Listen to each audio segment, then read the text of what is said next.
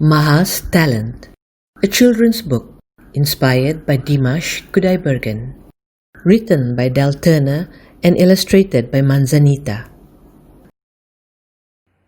My inspiration. On February 2018, Kazakh singer Dimash Kudaibergen was a guest on a TV show celebrating the Spring Festival in China. It was the beginning of the Year of the Dog according to the Chinese zodiac. The host asked Dimash to draw a dog. Without lifting the pen, Dimash drew a simple but enchanting figure. Dimash's fans, also known as deers, immediately fell in love with the drawing and named the dog Maha. I have been a dog lover all my life. When I see a dog, I immediately feel drawn to it. Dogs fill me with special feelings, with certain tenderness and happiness, and Maha represents them well.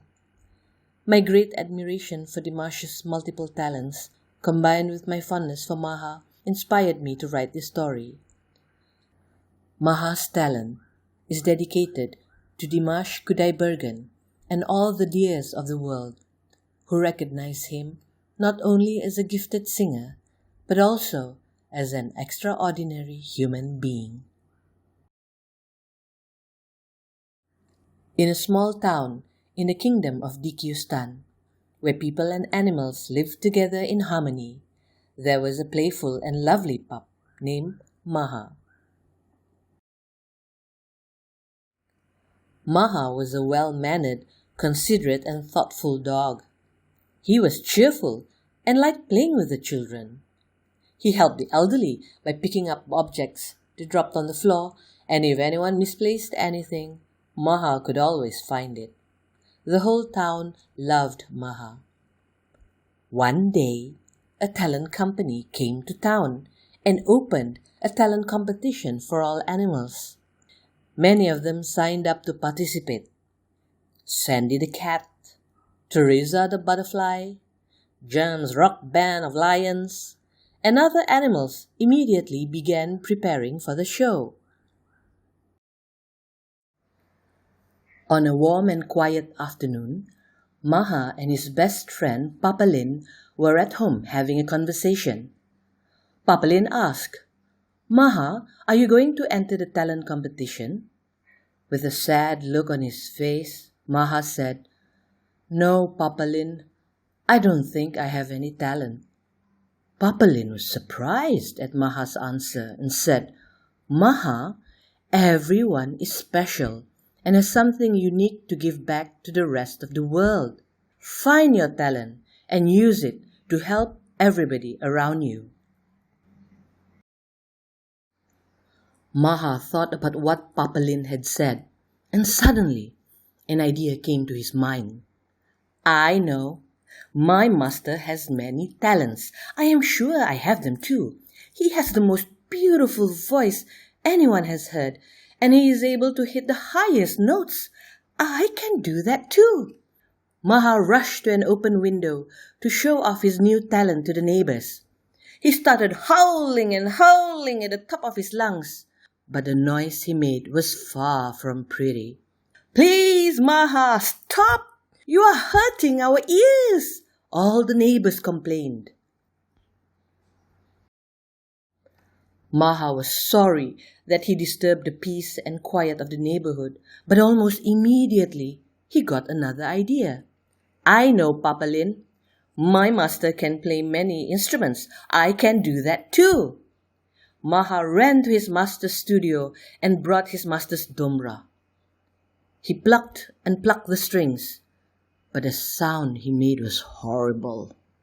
His paws were so clumsy and his nails too long. Poor Maha!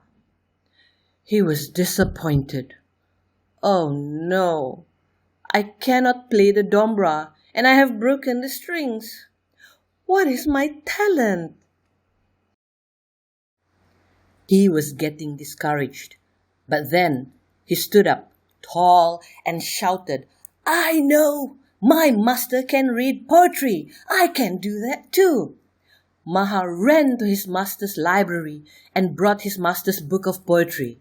He held the book, and turned page after page, to only realize that he could not read. He screamed, "What is my talent?" Hopeless and frustrated, he was ready to give up. All of a sudden, he lifted his head, and with widened eyes, he yelled, "I know! My master can dance. I can do that too."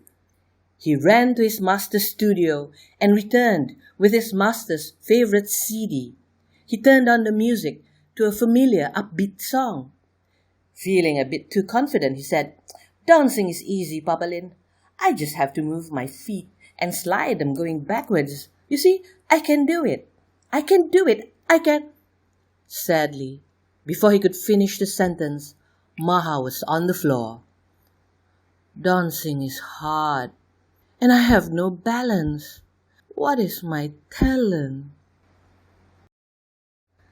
Papa Lin, looking into Maha's eyes, tried to comfort him. "Do not worry, Maha. You have a very special talent, and you will recognize it soon. Just give it time." In the middle of their conversation, they heard someone frantically screaming. It was Tia, the most dear mouse in the town. "Miss Sandy cannot be found anywhere. She has disappeared." Maha ran quickly out of the house shouting, "Tia, what happened?" Still in a state of shock, Tia responded, "Miss Sandy was rehearsing her act for the talent show, and then she was gone." Maha could not believe that something like that could happen in his town, so he had to investigate. "Where did you see her last?" Tia replied, "She was in her dressing room." Maha, trying to calm Tia down, added, "Do not worry, Tia. I will find her. Take me to her dressing room." They went to Miss Sandy's room and saw that she was not there, and her collar was left behind. "Her collar!" they yelled at the same time. Maha added, "It's pink." "She wears her collar at all times. It must have fallen off. But how?" Tia asked. Maha, while sniffing the collar, said, "I smell something fishy. I think she was kidnapped." Tia yelled, "Kidnapped? But why?" Maha said, "Unfortunately, not everyone in the town is nice. Miss Sandy is the favorite to win the talent competition. I suspect that someone does not want her to take part in the show." Tia said, "But who?" Maha said, "That I do not know. But do not worry. I am sure I can find her. I have the best sense of smell, and I can trace anyone within miles. I will smell her collar and follow her trail. But I must hurry. I will bring her back before the talent show begins." Maha headed into the woods as it was getting dark. After searching for a few hours, he heard a loud howl coming from a steep hill. It was Justin, the tough wolf guarding the night. Maha from a distance called, "Justin, I am looking for Miss Sandy. Have you seen her?" Justin shook his head, "No." It was a scary night, but Maha was determined to continue his search. At a distance, he noticed two bright lights at the top of a big tree. "What is that?" he wondered. "Oh, it is Jian, the wise owl." Looking up to the tree, he yelled, "Jian, I am looking for Miss Sandy. Have you seen her?" Jian shook his head, "No." Deep into the forest, Maha noticed 3 elegant tall figures hidden amidst the trees. "Oh, they are deers!" he shouted while running toward them. He asked, "Robert, Elisa, Monica, I am looking for Miss Sandy. Have you seen her?" All 3 shook their heads, "No." But Maha knew he was on the right track. One more time, He sniffed Sandy's collar intensely and continued down the trail. A short time later, he found himself down at the seashore where he suddenly lost the scent.